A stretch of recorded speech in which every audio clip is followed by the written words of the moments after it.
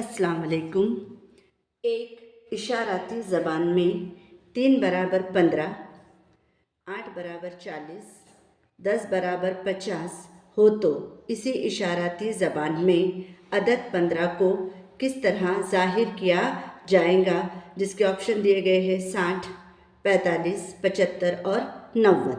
तो चलिए इसको हल करते हैं कि 3 बराबर कितना दिया गया है 15, 8 बराबर दिया गया है 40 और 10 बराबर दिया गया है 50।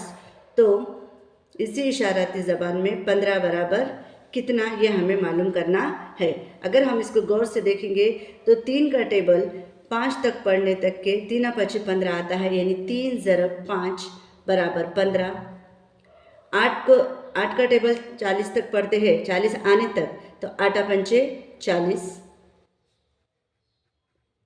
10 का टेबल 5 तक पढ़ेंगे तो 50 हासिल होगा। 10 ज़रब 5 बराबर 10 पचे 50।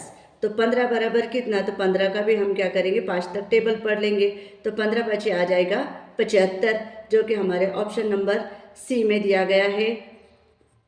उम्मीद है आपको ये समझ में आ गया होगा। अस्सलाम वालेकुम।